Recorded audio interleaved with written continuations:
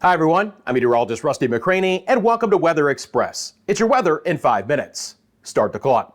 Friends, we have several very high-end impactful weather events ongoing across the country. We'll start off with newly formed tropical storm Shantel with impacts for the rest of the holiday weekend across the East Coast. Shantel right now has winds of 45 miles an hour. It's continuing to strengthen, expected to become a tropical storm of a little bit stronger strength up to around 50 before landfall early on Sunday near the Myrtle Beach, South Carolina area. Now the numbers that you see are wind gusts, which are already well over 40 miles an hour in some spots down towards the Charleston area. The spiraling bands are beginning to move in. We have a tropical storm warning in effect for the Myrtle Beach area to Surf City, North Carolina. 3 to 6 inches of rain, a core wind that could hit 50 to 60 miles an hour in some areas near the center of circulation, and then widespread 40+ mile an hour winds expected across the Carolina coastlines. This is what it looks like right now on the visible satellite imagery for you here. Let me get those wind radii off the screen, but it's just become a stronger storm, more tightly packed,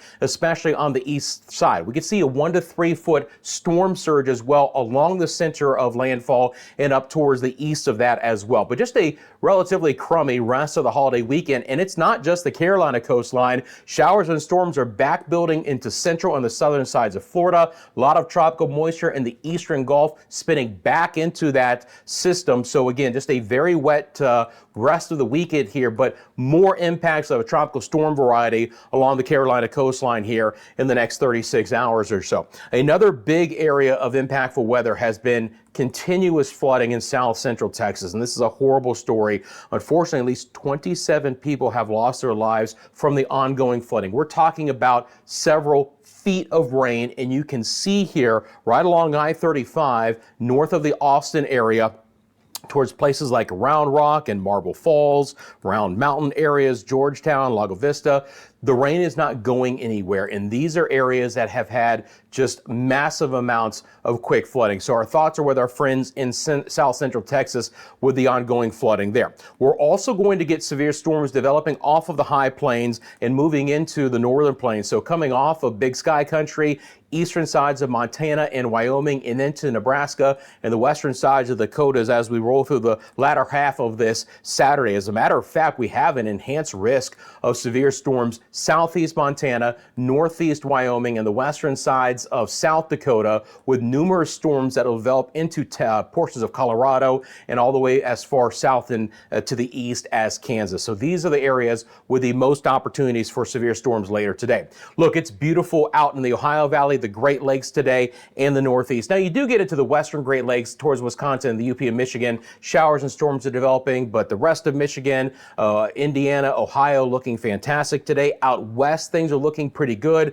Another heat dome is building back in with triple-digit heat for portions of Arizona and the southern sides of California. But other than that, skies are nice and clear. Looking at the advisories across the United States, you actually have some heat advisories here for portions of New England and the Northeast, so Boston included in that. Again, there's your severe weather. We do have a severe thunderstorm watch in the areas that I just mentioned. So let's look at the HRRR model, or high resolution rapid refresh, to see how this is going to play out over the next couple of days. First of all, back to Shantel. Again, this will be moving inland and then skirting I-95 through North Carolina. Central and the eastern sides of North Carolina will get the heaviest rain, 3 to 6 inches, strongest winds. Coastal South Carolina, again, 50+ mile an hour winds sustained, with even some locally higher gusts and a lot of 40 mile an hour winds here. Eventually, as it gets into the southern sides of Virginia, as we get into Monday, it will begin to die out. Multiple waves of storms will be coming back through the high plains in the Intermountain West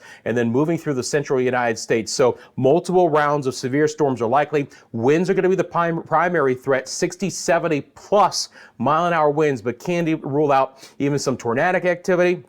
We're going to be mainly dry along the western side of the United States for the rest of the holiday weekend into early next week, and scattered tropical downpours will continue, especially down into Florida here, feeding back into the southern sides of Shantel. So when we take a look here, I'm going to go out to the broad perspective, and again, the severe weather risk for tomorrow for your Sunday slips a little bit farther off to the south and to the east, including Nebraska, portions of Kansas, even the panhandle of Oklahoma and eastern Colorado. And then for your Tuesday, it's still about the same areas with another risk for some marginal severe storms back into portions of the Northeast. When we take a look at the total rainfall, obviously some of the higher amounts are going to be the areas that I already mentioned, 3 to 6 inches of rain, fairly widespread.